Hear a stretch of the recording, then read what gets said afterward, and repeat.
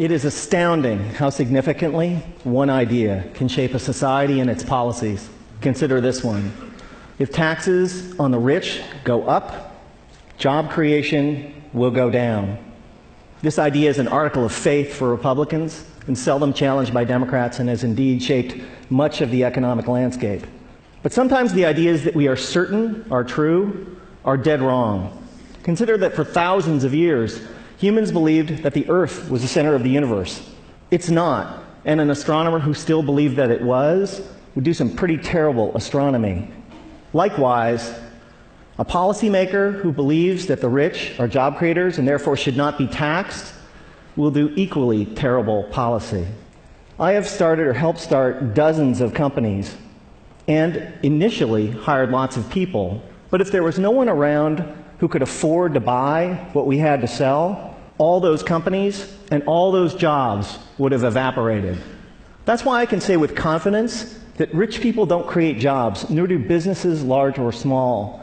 Jobs are a consequence of a circle of life-like feedback loop between customers and businesses. And only consumers can set in motion this virtuous cycle of increasing demand and hiring. In this sense, an ordinary consumer is more of a job creator than a capitalist like me. That's why when business people take credit for creating jobs, it's a little bit like squirrels taking credit for creating evolution. It's actually the other way around. Anyone who's ever run a business knows that hiring more people is a course of last resort for capitalists. It's what we do if and only if rising consumer demand requires it.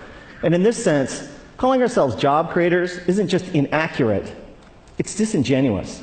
That's why our existing policies are so upside down. When the biggest tax exemptions and the lowest tax rates benefit the richest, all in the name of job creation, all that happens is that the rich get richer.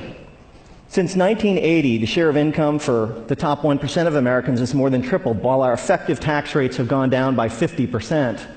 If it was true that lower taxes for the rich and more wealth for the wealthy led to job creation, today we would be drowning in jobs. And thank you. And yet, unemployment and underemployment is at record highs.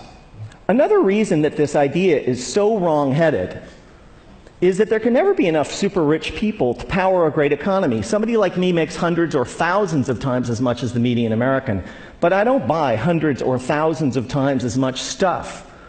My family owns 3 cars, not 3,000.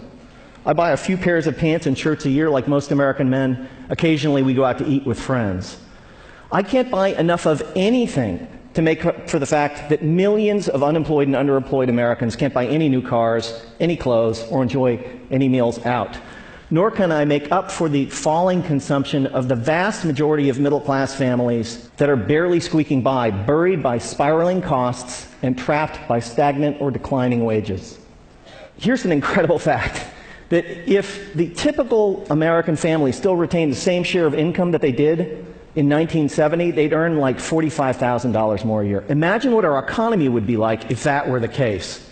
Significant privileges have come to people like me, capitalists, for being perceived as job creators at the center of the economic universe, and the language and metaphors we use to defend the current economic and social arrangements is telling. It's a small jump from job creator to the creator.